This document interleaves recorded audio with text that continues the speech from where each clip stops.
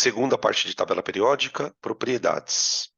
Então, o que a gente vai fazer agora é discutir essas propriedades dos átomos. É uma coisa que é importante entender. Todos os átomos possuem todas essas propriedades. Todo átomo possui um raio, todo átomo possui uma energia de ionização, todo átomo possui uma afinidade eletrônica, eletropositividade e eletronegatividade. O que a gente vai perceber, então assim, primeiro, né, são propriedades que eu consigo medir. Existem valores de energia de ionização, de raio atômico. Ah, mas eu tenho que saber valor? Não, não. O que a gente quer fazer é relacionar estas propriedades. Na verdade, a nossa proposta é mostrar o seguinte: existe uma propriedade central. Central. Por que eu digo que ela é uma propriedade central? Essa propriedade central é o raio atômico.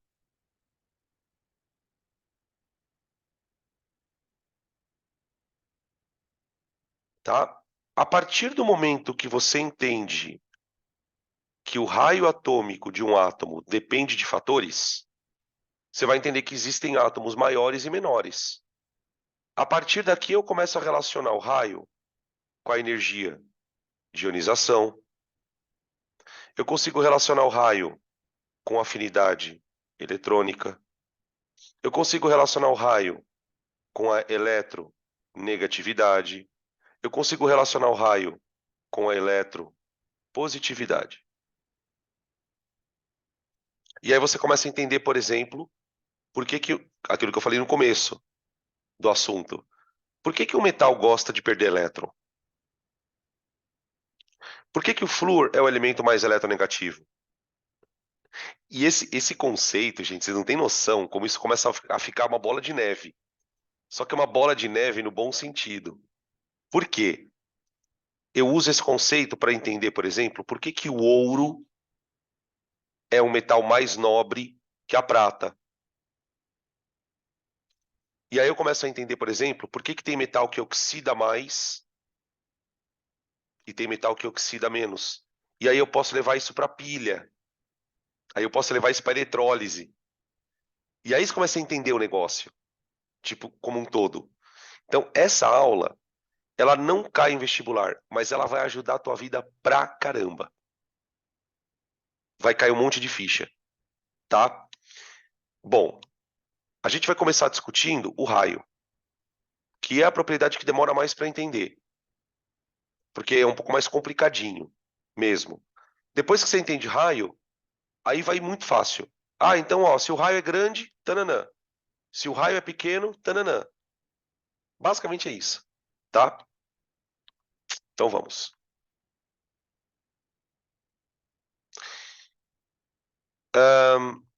Bom, primeiro, a gente sempre vai. Quando eu estudo isso, você tem que ter em mente o seguinte: eu não quero, de forma nenhuma, saber o valor de um raio de um átomo. O que eu quero é comparar raios de átomos diferentes. Então, os exercícios de propriedade periódica, eles são comparativos.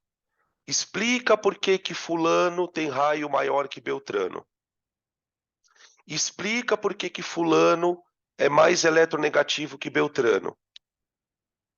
Explica por que a energia de ionização de um é maior que a energia de ionização do outro. É sempre assim, tá bom? Beleza.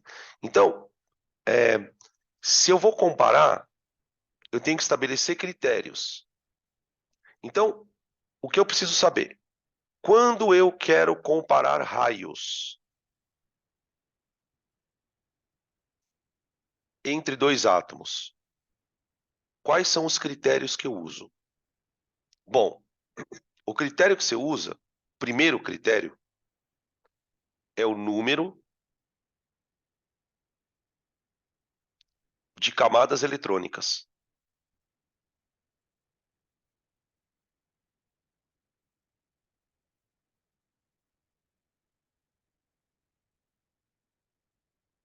Isso aqui é o primeiro critério.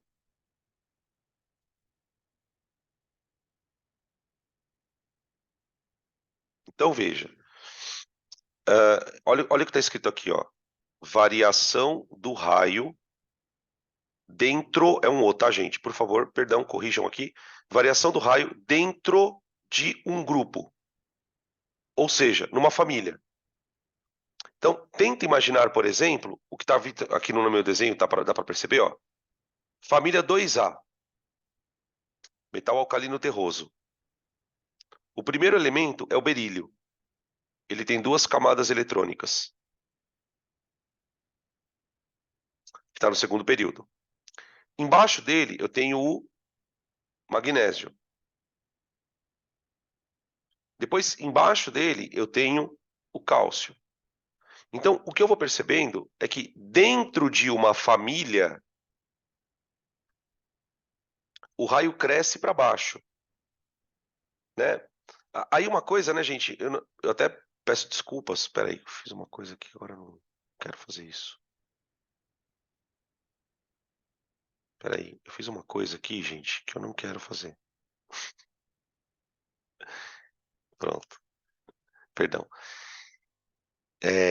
Então, assim, quanto mais camadas tem o átomo, maior é o raio. Lembrando que quando eu falo em raio, do que eu estou falando? Imagina que o átomo é uma esfera. Então você tem uma distância do centro até a camada de valência. Isso é raio. O raio tem a ver, é uma medida importante para você avaliar o tamanho do átomo. Se o átomo tem um raio grande, eu digo que o átomo é grande, de maneira geral. Beleza? Então, quanto mais para baixo tiver um elemento, maior o número de camadas eletrônicas, maior o raio. Tá bom? Beleza. Tá. Só tem um problema. Só tem um problema. E se eu precisar comparar átomos que têm o mesmo número de camadas? Então, isso aqui só é válido para átomos com diferentes números de camadas. Tá bem? Diferentes números de camadas. Só que aí você já imagina o vestibular, né, gente? Vestibular tem aquele lance de fazer questões chatas, pegadinha dali, questão específica daqui. É natural que o cara vai te cobrar uma comparação entre átomos do mesmo período. Por exemplo, e se eu tiver que comparar um átomo de 4 camadas da família 2A, tipo esse aqui, ó, com um átomo de 4 camadas da 7. Eles estão na mesma linha da tabela. Aí eu vou ter que usar um outro critério, tá bom? Então, num exercício, estou fazendo uma questão de tabela. Puta, apareceu o negócio de raio. Qual é a primeira coisa que você olha para os átomos? Vê quem está mais embaixo. Quem tiver mais embaixo, está maior. Acabou. Se os caras estiverem na mesma linha, aí você passa para o segundo critério, que eu vou mostrar agora, tá bom? Pode tirar print aí.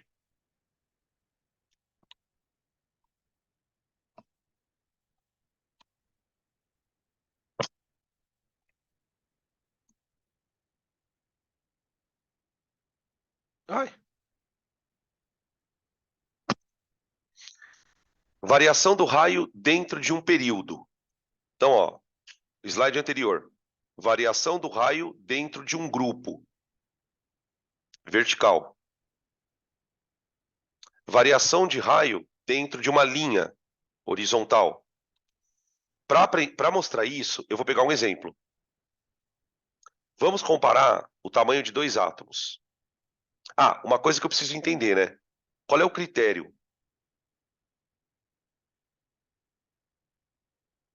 Quando os átomos tiverem o mesmo número de camadas, qual é o critério? O critério é a força de atração entre quem, gente? Entre o núcleo e as camadas. Porque daí o que você vai imaginar? Imagina um átomo que tem 5 camadas. Tipo, beleza? Quem é que está atraindo essas 5 camadas? É o núcleo. Mas quem está atraindo dentro do núcleo? Os prótons. Então, assim, você tem átomo de 5 camadas que está sendo atraído, por exemplo, por 50 prótons. E tem átomo de 5 camadas que está sendo atraído por 80 prótons. O que você acha que vai acontecer? Quanto mais próton tiver no núcleo, mais apertadas estarão as camadas. Um átomo de 5 camadas, por exemplo, ele pode estar mais empacotado, porque dentro do núcleo dele tem mais próton. Eu vou citar um exemplo. Vamos pegar o sódio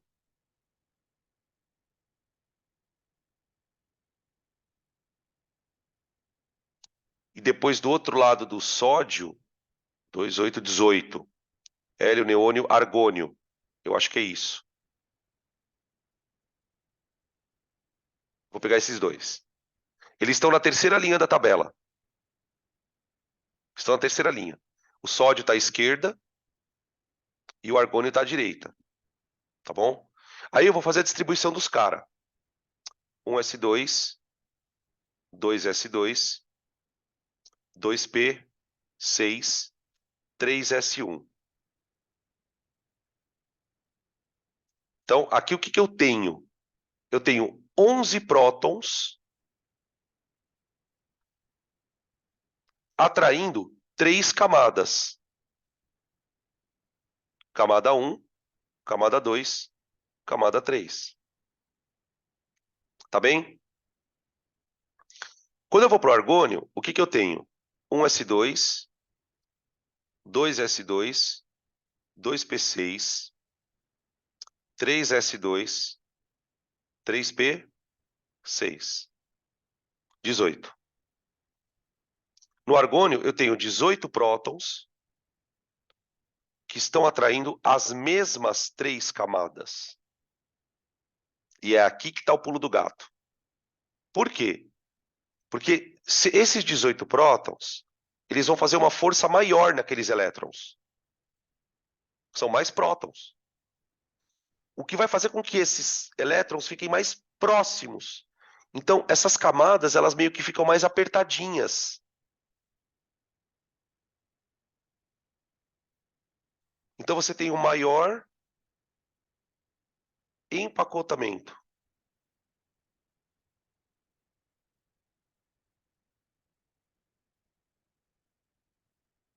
Consequentemente, você tem menor raio.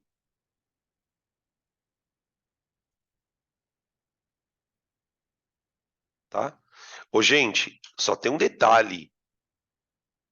Eu só posso fazer essa comparação se os átomos tiverem a mesma quantidade de camadas.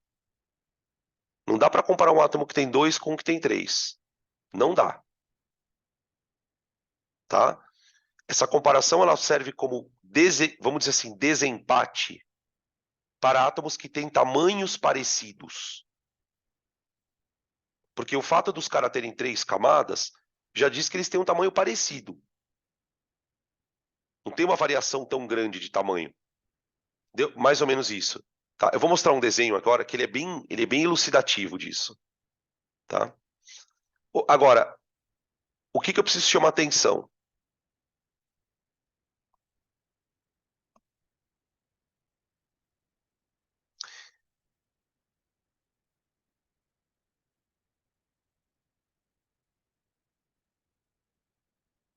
Gente, imagina uma linha da tabela periódica. A linha da tabela periódica começa no sódio, depois vem magnésio, Opa, 12. Depois aqui vem alumínio, 13. Silício, 14. Fósforo, 15. Enxofre, 16. Cloro, 17. Argônio, 18. Não é assim que a tabela tá? O que está acontecendo com o número de prótons na tabela? Ele aumenta para a direita. Todos esses caras têm 3 camadas. 3 camadas. Só que o da direita é o que tem mais próton. Então, percebe uma coisa? Conforme você anda para a direita, o que acontece? Aumenta o número de prótons. Se aumenta próton, aumenta a força de atração. Então, o raio diminui.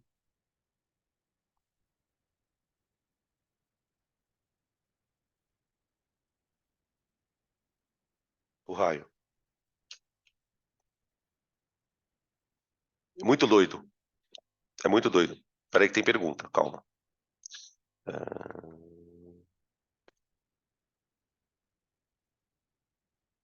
Olha lá. Ó, escreveram bem aqui. Os caras... Bom resumo disso aqui. Gostei. Deixa eu ver quem escreveu aqui. Ah, tá. Gostei. Gostei, viu? Vou ler aqui. Olha o que escreveram. Tem o mesmo número de camadas. Porém, quanto mais para a direita, que seria no sentido do argônio, vai ficando cada vez mais apertado o átomo. Isso. Perfeito. Então, na verdade, gente, o que a gente conclui? Que tem duas coisas que fazem o raio variar. Então, o raio, ele varia na vertical e na horizontal. Na vertical, ele cresce para baixo, o raio.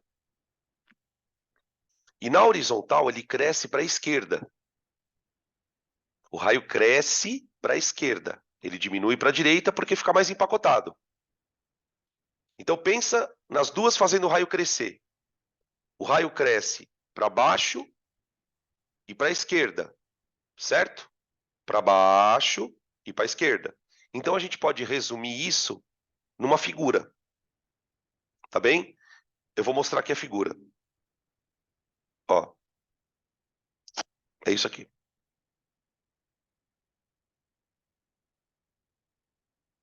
Tá bom? Olha o que está acontecendo, gente. Ai.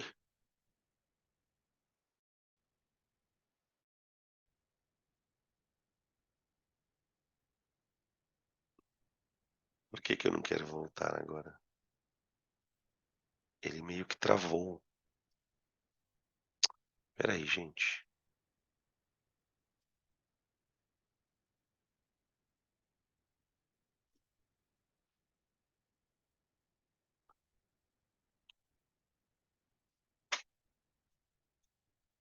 Espera um minuto aí, gente. Eu tô com um pequeno problema aqui técnico. Só um minuto. Peraí.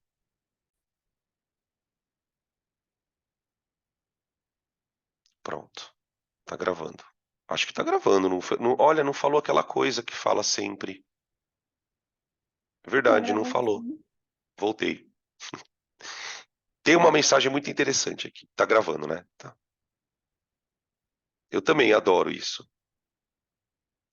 Ó, eu vou. Peraí, volta. Olha lá, meu microfone tá zoado de novo. Tá zoado de novo isso aqui. Nossa, Dan, você fez um milagre. Estou amando química. Uhul! Então vamos amar mais, vai. Para quem tá assistindo a aula gravando, gente, só um comentário rápido. Deu uma pane elétrica no meu computador aqui. Então a aula meio que foi interrompida e agora voltamos, alguns minutos. Então, ó, o que eu enxergo na tabela? Voltando. Eu vou separar os átomos agora, eu vou fazer uma coisa muito feia. Eu vou separar os átomos em grupos. O que eu vou chamar de átomo pequeno e átomo grande. Tá? O que eu vou chamar de átomo pequeno, mais ou menos? Aqui, ó.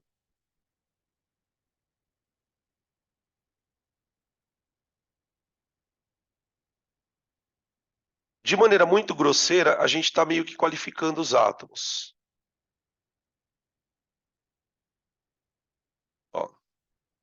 O hidrogênio também é pequenininho, né? Bem pequenininho, tá? Passou disso aqui, eu já tenho um átomo grande. Por que essa constatação ela é fundamental? Se você lembrar um pouco da tabela periódica, você deve lembrar que esses elementos daqui, ó, eles são chamados de não metais. Não metais. Oxigênio, flúor, nitrogênio, tá bom? Peraí que tem gente entrando aqui. Pelo visto não foi só eu que caí, né? Hoje não foi só eu que caí também, acho. Tá bem? Então, esses átomos aí, eu vou chamar de não metais. Então, a gente vai fazer algumas generalizações para aprender o que importa. Então, eu vou falar assim, ó. Eu tenho não metais.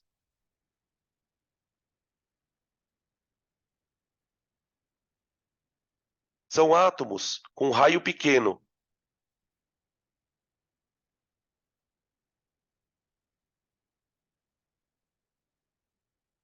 Né? E eu vou depois separar os metais,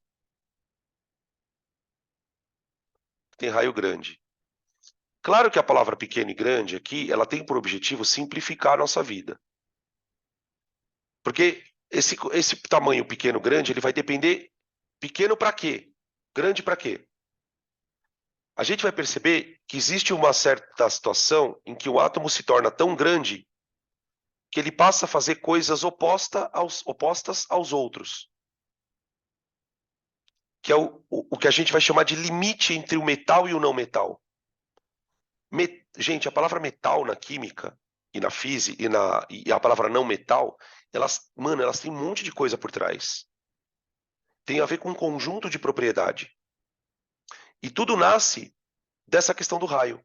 Então, por exemplo, esses elementos aqui, ó, esqueci. Esses elementos aqui, ó. Olha o tamanho desses caras.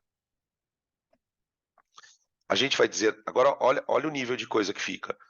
A gente vai falar que eles têm um caráter metálico acentuado, porque ele é muito grande.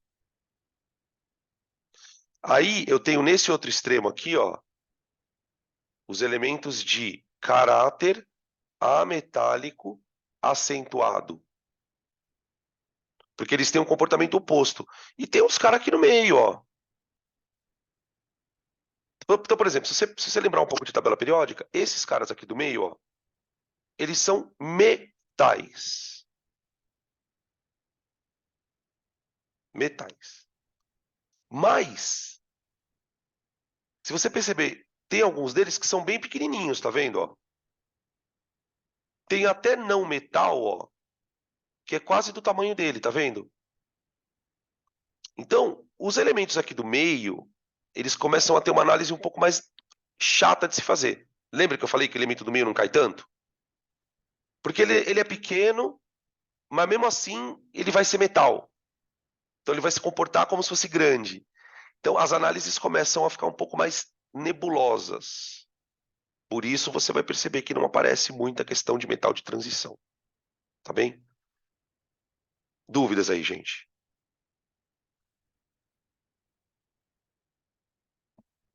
Então vamos continuar.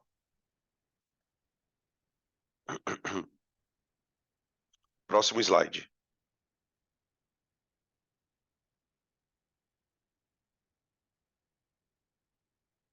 Aqui. Energia ou potencial de ionização. Primeiro eu preciso lembrar o seguinte. Imagina um átomo sendo um núcleo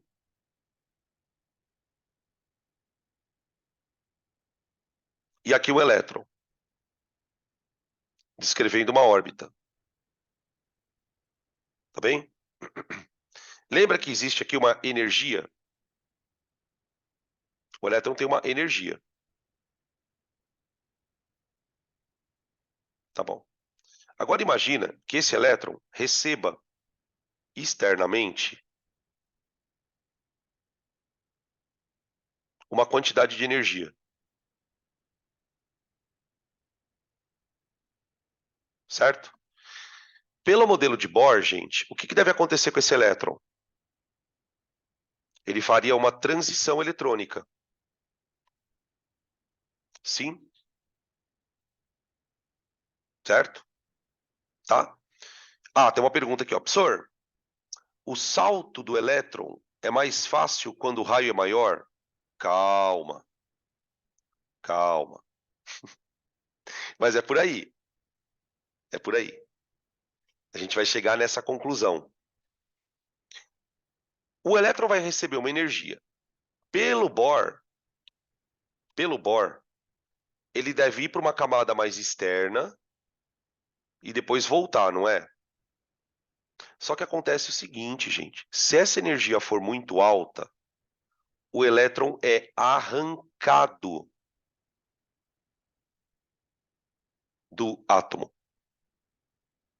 O elétron é perdido do átomo. Então eu tiro esse elétron do átomo e eu ionizo ele. Então, o que é energia de ionização? A energia de ionização é essa energia aqui, ó.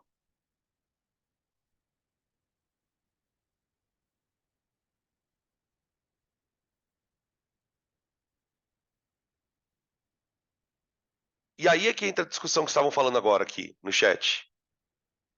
Por quê? Se esse elétron aqui, ó, de alguma maneira estiver muito próximo do núcleo, dependendo da distância, você vai precisar de mais energia para tirar. Às vezes, o elétron ele está muito distante do núcleo. Então é mais fácil tirar. Foi o que falaram aqui no chat agora. É mais fácil tirar. Ah, então a energia de ionização é menor. Então, cuidado. Por quê? Quando a gente fala em energia ou potencial de ionização, nós estamos falando da energia necessária. Então, quando é fácil, significa que requer pouca energia. Tudo bem? A gente vai escrever, tá? Então, ó, vamos escrever. Como é que eu represento isso? Imagina um átomo X.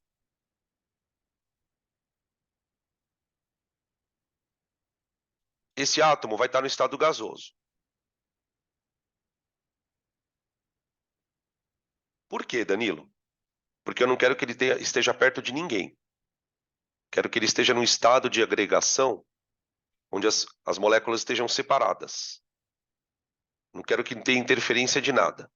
Aí eu vou pegar e vou doar energia. Presta atenção agora. Eu vou escrever aqui E.I, que é a abreviação de energia de ionização. Vou estimular o átomo.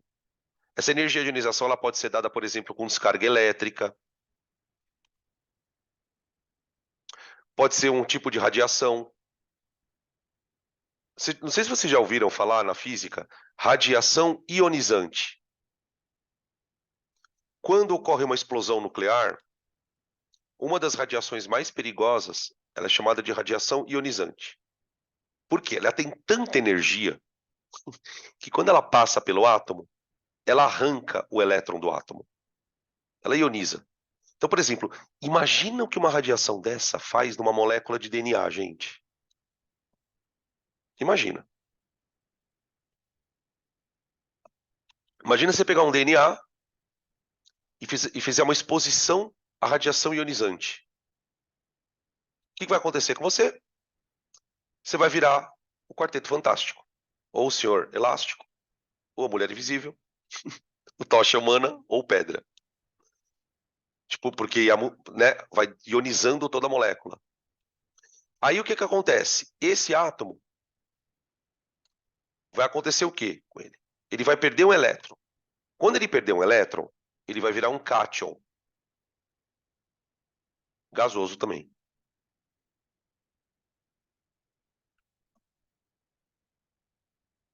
E ele vai perder um elétron. Então eu vou escrever aqui, ó, mais um Ezinho. Então, é meio estranho escrever o elétron numa equação. Na aula de ontem a gente fez isso também. Estava falando de modelo atômico. A gente falou um pouquinho sobre esse negócio de arrancar elétron, enfim. Então, essa energia aqui, ó, é a energia que vai avaliar para a gente se é fácil ou é difícil do átomo perder elétron. Tá? Bom, qual que é a relação com o raio? Vamos lá. De forma geral.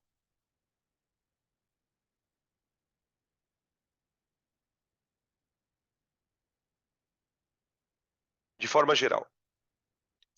Quanto maior o raio atômico,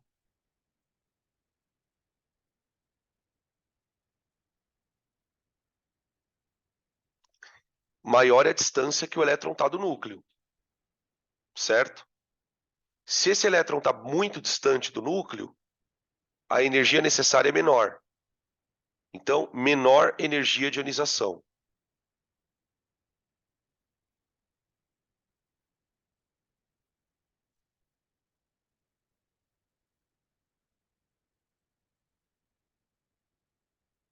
Tá bom? Beleza? Ô, gente, agora, nas entrelinhas, o que que você vai pensar?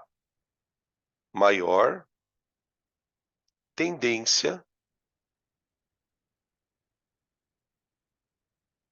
a doar elétrons.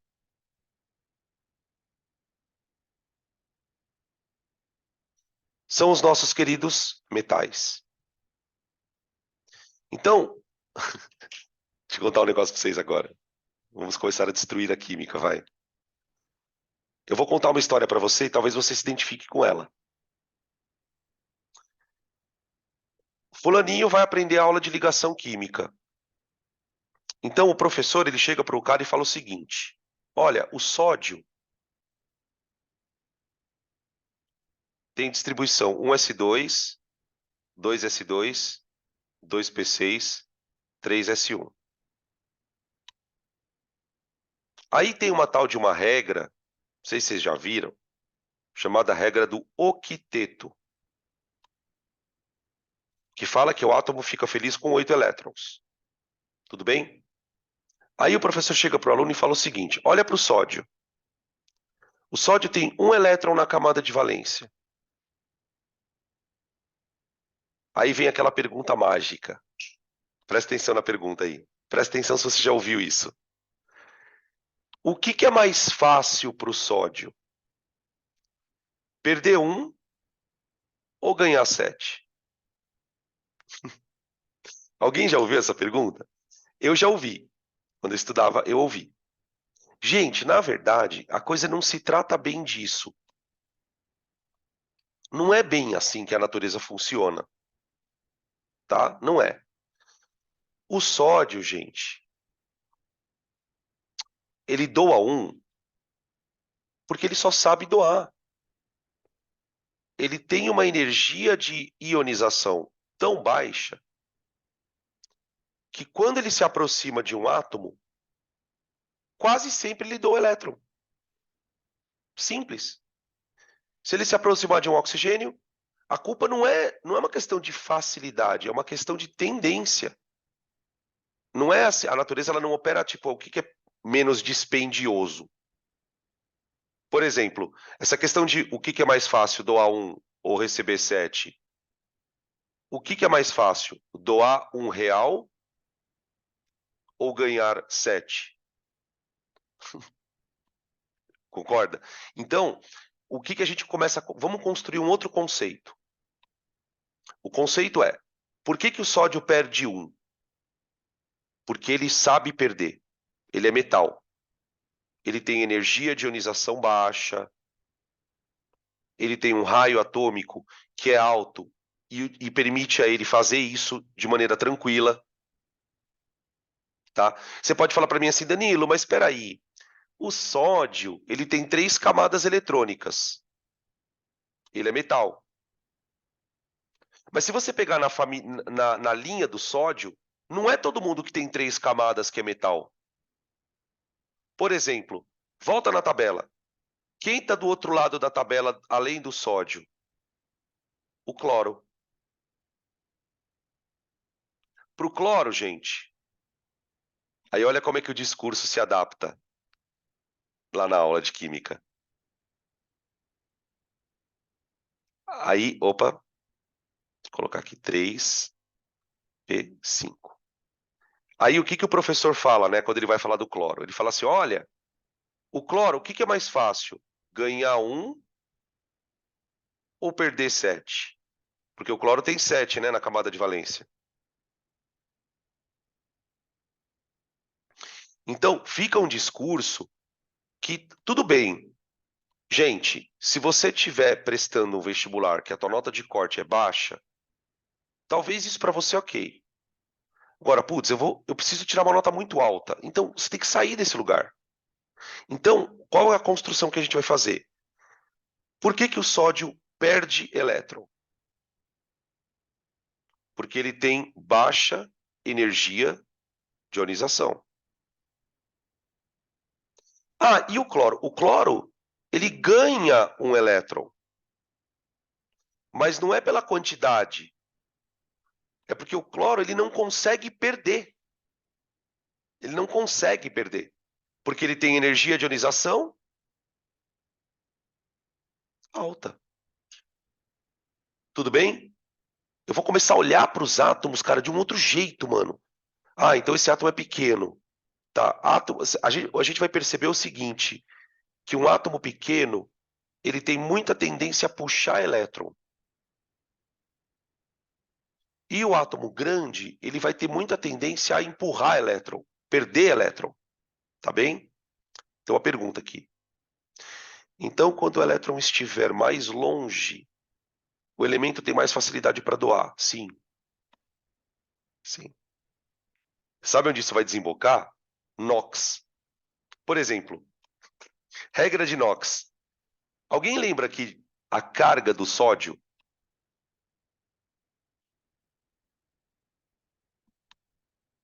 quanto que é a carga do sódio?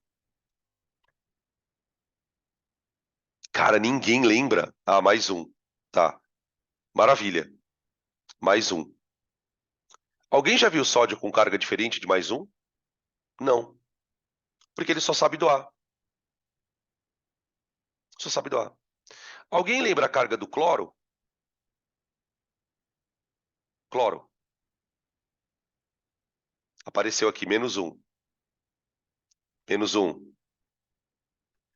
E se eu dissesse para você que pode ter cloro mais 5? O cloro pode ficar com NOx positivo. Para entender isso, eu consigo entender explicando essas coisas que eu estou mostrando para vocês. Por exemplo, o sódio, ele sempre fica positivo. Por quê? Porque ele sempre vai perder. Ele é perdedor. O cloro, quando é menos 1, quer ver um exemplo? Sabe quando que o cloro é menos 1? Quando ele está ligado com o sódio. Agora, nessa molécula aqui, ó, alguém sabe quanto vale o NOx do cloro aqui? Rápido. Quanto vale o NOx do cloro aqui? HClO. Mais um.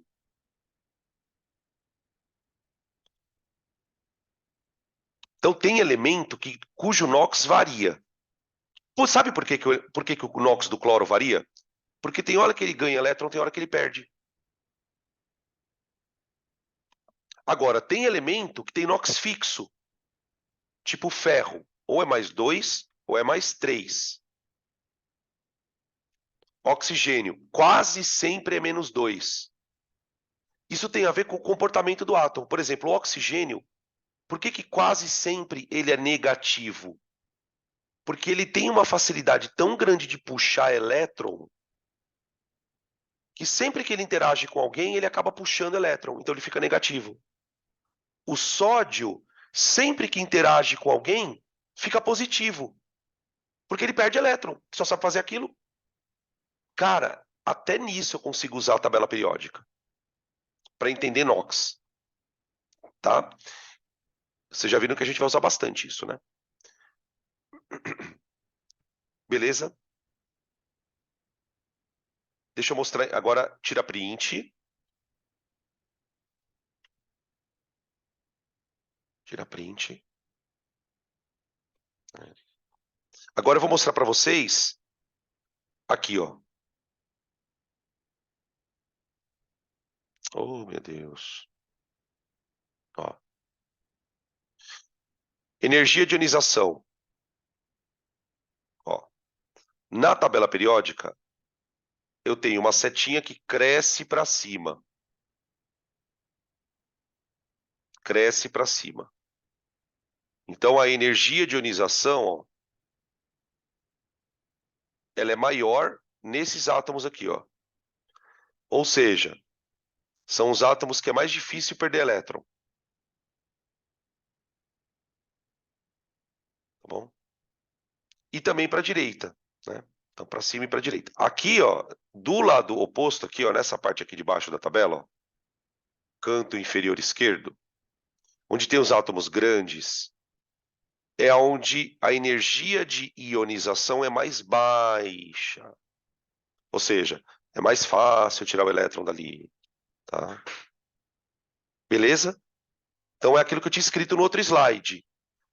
A energia de ionização fica maior porque o átomo vai ficando pequeno. Tá bom? Eu não sei se estou sendo muito repetitivo, mas enfim. Podemos seguir?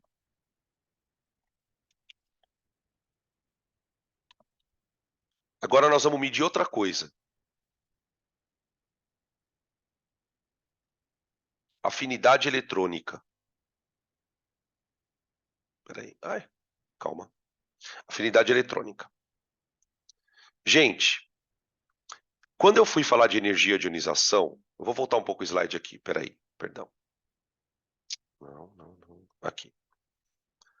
Quando eu fui falar de energia de ionização, o que a gente fez? A gente pensou assim, olha, eu vou pegar um elétron, eu vou dar energia para o elétron ir embora. Tá bom? Eu vou fazer o contrário agora. Eu vou pegar um elétron e colocar no átomo. Então, vamos lá. Aqui. Imagina então o seguinte. Oxi. Oxi. Imagina assim, ó. Você tem aqui um núcleo.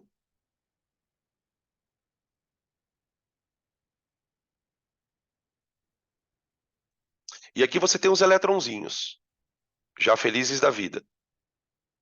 Tá bom?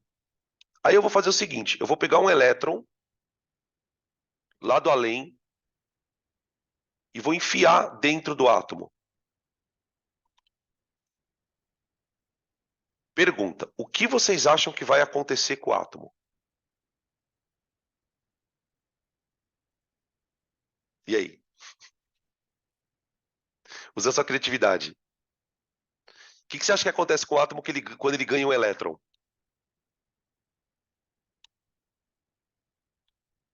Gente, a resposta é muito simples, cara. Ele pode gostar ou não gostar. O que significaria um átomo gostar do elétron? Hã? Quando um átomo gosta do elétron, ele libera energia, porque ele fica estável. O flúor, por exemplo, adora elétron. Alguém lembra a carga do flúor?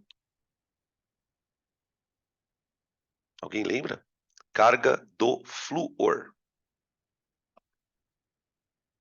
O flúor é da mesma família do cloro, do bromo. Deixa eu ver aqui. Isso mesmo. -1.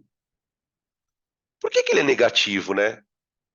Porque quando você dá elétron para o flúor, ele transborda de felicidade.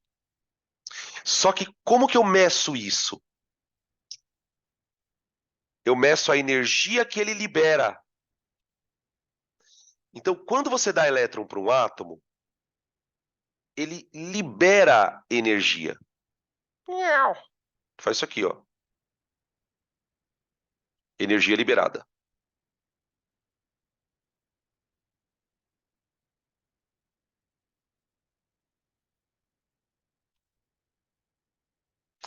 E aí é que está a sacada. Por quê?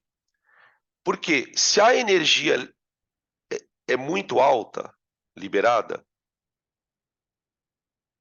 significa que o átomo ficou muito estável. Então a gente vai dizer que ele tem alta afinidade eletrônica.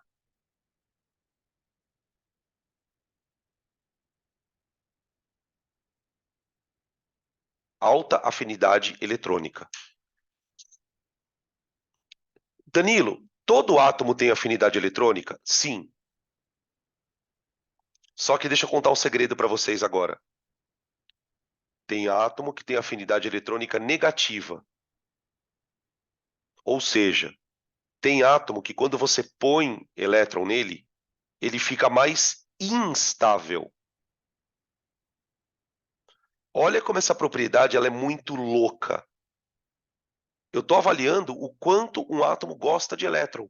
Então eu consigo entender, por exemplo, o que é uma ligação iônica. Por que uma ligação iônica acontece entre metal e não metal? Porque o metal tem facilidade para perder elétron e o não metal vai ter alta afinidade eletrônica. Então, quando eles se aproximam, é uma tipo, é como se fosse uma conexão mesmo. Tipo, é uma conexão.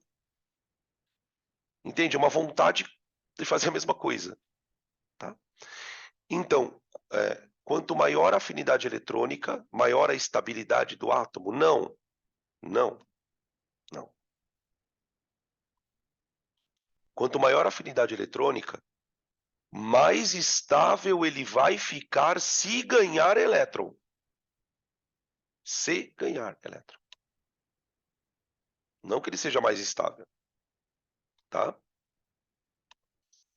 Deixa eu ver o que mais aqui. Peraí, que acho que tem outra pergunta. Ó, tem outra pergunta aqui. Ó. Isso. É que, bom, eu vou falar daqui a pouco, então já dá para dar o spoiler. Então, quanto maior a afinidade, maior eletronegatividade? Sim. Em geral, sim. Não são a mesma coisa, mas sim. Tá? Como é que eu represento essa afinidade eletrônica, gente? Rapidão, ó. Olha como é que eu represento esse negócio. Assim, ó. Você vai pegar um átomo X gasoso e vai dar um elétron para ele. O que vai acontecer? Ele vai virar um ânion e vai liberar uma energia, não é? Essa energia eu vou chamar de AE.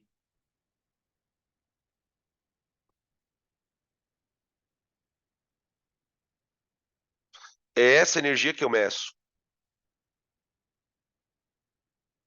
Quando um átomo libera muito dessa energia, é porque ele gosta de elétron, ele ficou muito estável porque ganhou o elétron. Tá? Ficou claro, gente? Então, ó, olha só como é que a afinidade eletrônica varia. Ela cresce para cima, ó, tá vendo? Ou seja, o átomo vai liberando mais energia quando ganha elétron. E para a direita. Então, átomo pequeno tem afinidade eletrônica alta. Por isso que aqui estão os ametais. Por isso que aqui estão os ametais. Tá bom? Então, ânions Agora começa a cair as fichas. Falei que começava a cair as fichas. Eu gosto dessa aula por causa disso. Começa a vir as. Só li verdade até agora. Ó. Então, ânion tem alta afinidade eletrônica? Claro! Quem que forma ânion? Flúor, oxigênio, cloro, né? Então, o flúor é o que mais tem afinidade eletrônica? É, é. Por isso que você nunca vai ver o flúor com carga mais um. Você não vê flúor com carga mais um, nem fudendo. Ou o flúor é zero, quando ele está na forma de substância simples. Lembra das regrinhas de Knox? Ou ele é zero, ou ele é menos um. Você pode perceber que os átomos cujo Knox varia menos são os átomos que estão sempre nas pontas da tabela. Sódio, mais um, oxigênio, menos dois. Os elementos do meio da tabela, eles são meio, o comportamento meio deles é meio doido. Cara, eu vou contar um negócio pra vocês aqui, bem fofoca, fofoca da química. Talvez alguns de vocês vão entender a gravidade disso que eu vou falar. E se eu dissesse para você que tem metal que faz ligação covalente?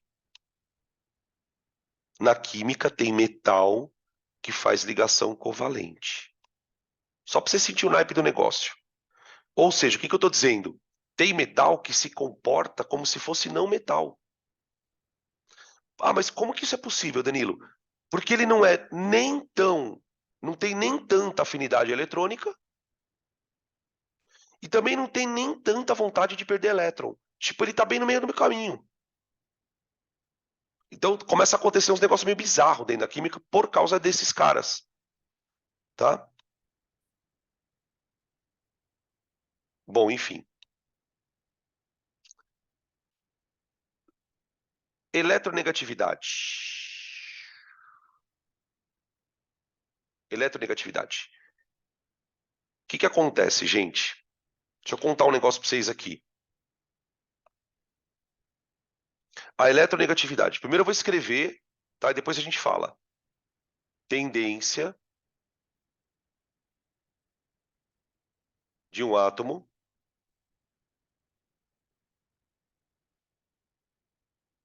em deslocar uma nuvem eletrônica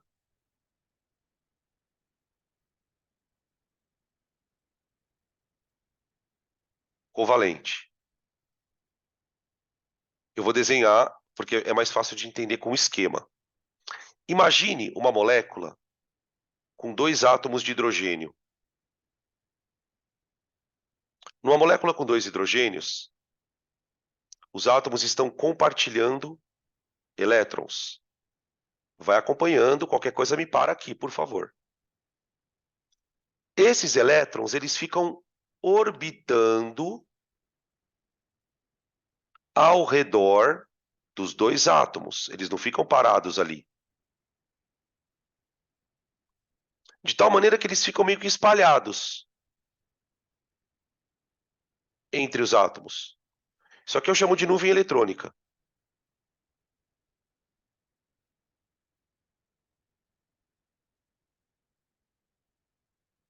Tá bem? O que ele nos... Sabe o Linus Pauling, do 1s2? O que ele descobriu? Que em moléculas como o H, quando o H se liga com o flúor, por exemplo, na verdade eu tenho hidrogênio compartilhando elétron com o flúor. O que o Linus Pauling percebeu? Que nesse caso, a nuvem eletrônica, ela era assim, ó.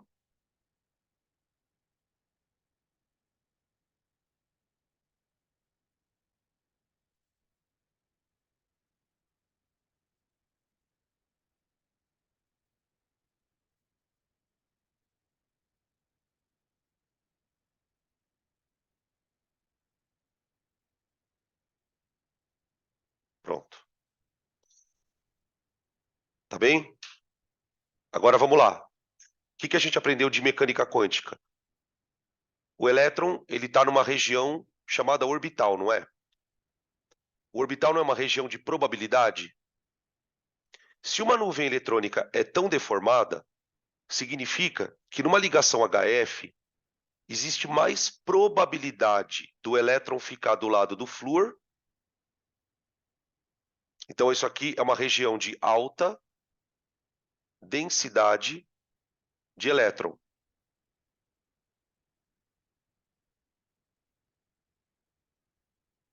Ou seja, como eu costumo dizer quando eu falo desse assunto, o elétron passa mais tempo no flúor do que no hidrogênio. O que o Linus Pauling fala? Ele explica isso. Ele fala que isso é uma tendência do flúor. É uma tendência.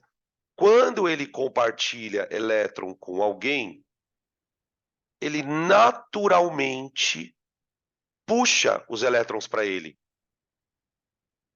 Por quê? É porque ele é muito pequeno. Então, o núcleo dele está muito próximo da camada de valência. Então ele consegue fazer uma força e dar uma puxada. Só que isso acontece em ligação covalente, tá?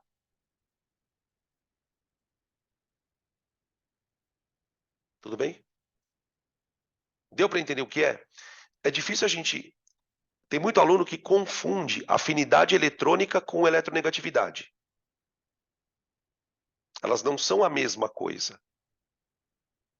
Porque aqui, nesse momento, o flúor não está ganhando elétron. Ele está compartilhando. Então a gente pode dizer o seguinte, de maneira simples. A afinidade eletrônica tem a ver com o átomo receber elétron. A eletronegatividade tem a ver com ele compartilhar. Quando eu compartilho, eu tenho uma tendência de puxar elétron ou não? Você tem átomo com eletronegatividade baixa. Carbono, por exemplo. Hidrogênio, por exemplo. Eles fazem ligação covalente. Agora, tem uma coisa, hein? Se a eletronegatividade for muito baixa, aí o cara nem covalente ele vai fazer. Metal.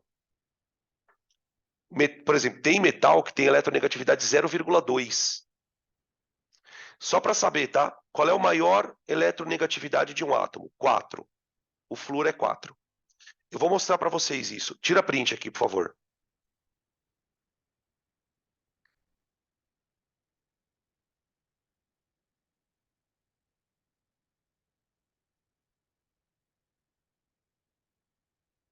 Ó, deixa eu mostrar aqui.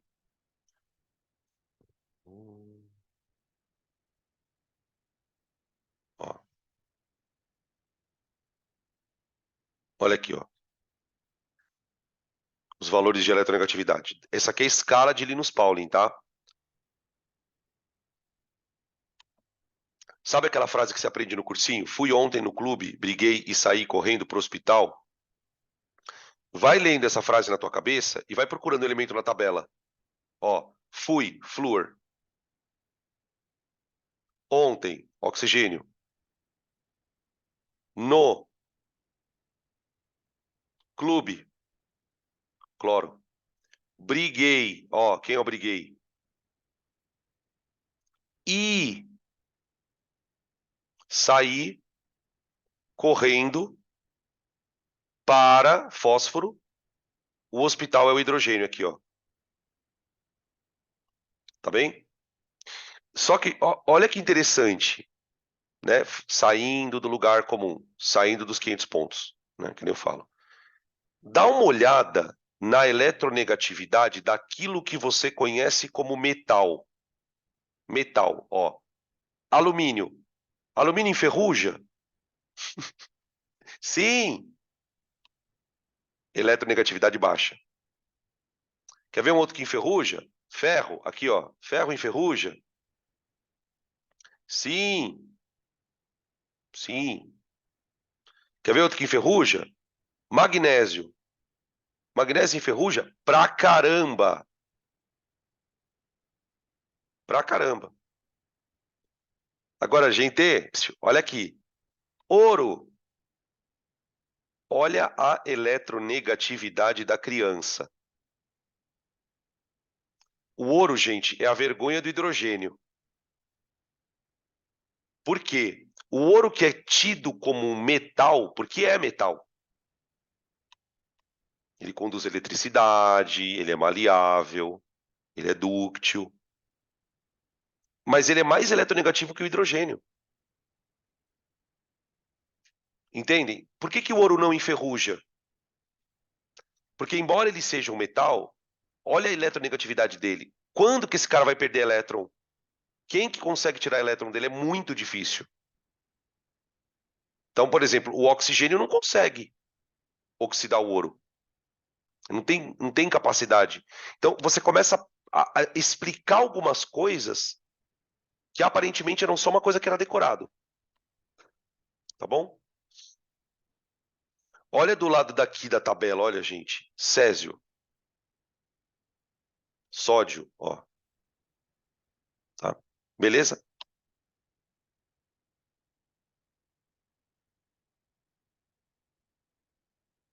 Podem tirar print se quiserem.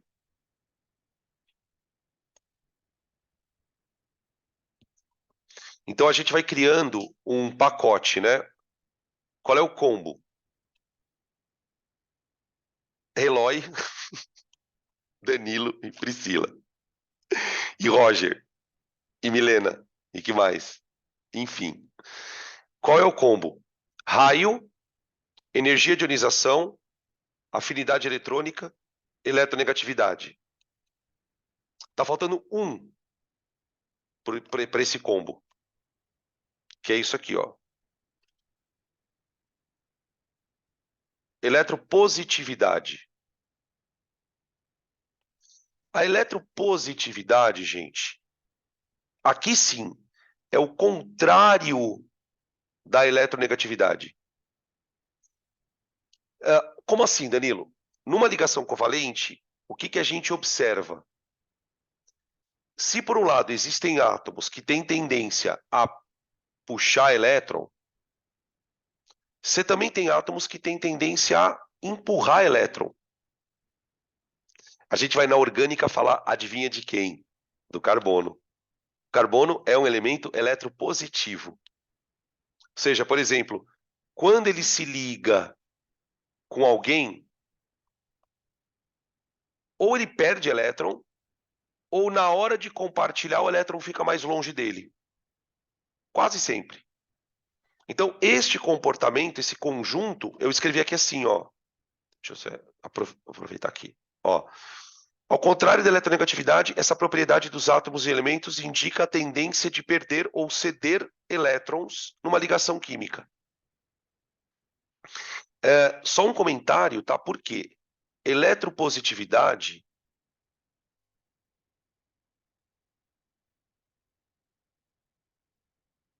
também pode ser escrita, você pode encontrar em alguma prova, com essa expressão, ó. Caráter metálico. Metálico. Caráter metálico. Tá? Aqui. Eletropositividade fica igual ao raio atômico. Sim. Sim. Quanto maior o raio atômico, mais positivo, mais tendência de perder elétron é o átomo. Tá? Ela fica. A observação foi perfeita. A eletropositividade varia igual ao raio atômico. Então, ó, quanto maior o raio atômico, maior eletropositividade.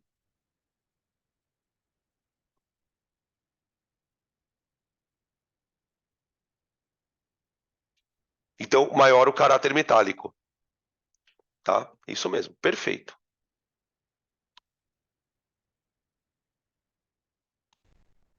Podem tirar print, gente.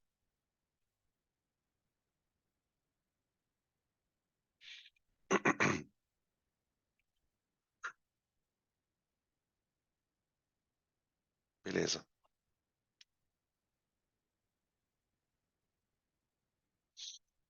Aí já entrando no encerramento da história... Opa, calma. Calma, não se empolga. A pessoa já estoura o bagulho aqui, calma. Já entrando no encerramento da história, nos momentos derradeiros, eu coloquei aqui, por desencargo de consciência, porque sempre tem um ou outro aluno que vem com essas questões, então eu já vou dando uma comentada. Existem algumas propriedades periódicas que eu coloquei aqui no slide como estranhas, porque não são tão simples de você explicar. Tudo que eu falei até aqui, de uma forma indireta, tem a ver com raio, não tem? Então, a partir do momento que você determina que um átomo é grande ou pequeno, ou que fulano é maior que Beltrano, você começa a traçar um comportamento. Essas propriedades, elas não têm relação com o raio. Ou, se tem relação, não é só com o raio. Então, são propriedades que não costumam ser cobradas. Então, o assunto propriedade periódica, ele é um assunto raro. Essas daqui são o raro do raro. Tá? É muito difícil aparecer questão disso aqui. Então, para quem vai prestar vestibulares mais conhecidos, passa batido. Deixa eu mostrar para vocês, vai. Ó, primeira propriedade. Volume do átomo. Volume. Então, aqui eu estou tratando o átomo como uma esfera, não estou? Ela não tem um raio? Tudo bem. Se ela tem um raio, eu posso calcular um volume. Então, essa propriedade, se você olhar para ela, ela lembra bastante o raio. Se você lembrar da figura do raio, tá? Só que ela tem algumas distorções. Por exemplo, olha o que acontece em termos de volume. Os átomos que estão aqui no meio, ó, o volume ele cresce para as bordas. Ele cresce para as bordas, dentro de uma linha. Não é que nem o raio. O raio ele cresce para a esquerda na linha. O volume ele cresce para as bordas. Então é difícil explicar. Por outro lado, o volume cresce para baixo. Então, ok, o volume crescer para baixo, ok, número de camadas. Então, não é tão simples. Então, dificilmente vão cobrar isso aqui, tá? Outra, densidade. Densidade do elemento químico. A densidade, ela cresce para o centro. Aí eu quero fazer uma ponte. Olha para o volume. Onde estão os átomos de menor volume? Não estão no meio? Ó. Onde estão os átomos de menor volume? Estão no meio? Onde estão os átomos mais densos? Olha aqui, ó, no meio. Tem uma relação um com o outro, tá? Mas também super difícil. Os elementos que estão mais para baixo, ó, também têm densidade grande. Talvez por causa da massa, né? Embora sejam átomos grandes, também são átomos muito pesados. Então, assim, é bem mais complicado, tá? E aí a última é o ponto de fusão e ebulição. Mano, esse aqui é o pior. Olha por quê. Dentro da família, família é vertical, não é, ó? Nas famílias 1A e 2A, o ponto de fusão cresce para cima. Então, quanto mais para cima, maior o ponto de fusão. Então, por exemplo, os metais aqui de baixo, ó, gente, eles são moles na temperatura ambiente. Parece manteiga. Já está quase virando líquido. Tá? O sódio já é meio mole. O lítio já é mais duro. Agora, aqui do outro lado, o ponto de fusão e ebulição cresce para baixo. É totalmente diferente. É outra pegada. Tá? Então, também é uma propriedade estranha. Tá? Eu chamo de estranha repetindo. Por quê? Porque elas não dependem do raio. Tá bom? Perguntas, gente. Acho que deu para mim aqui. Para mim, fechou.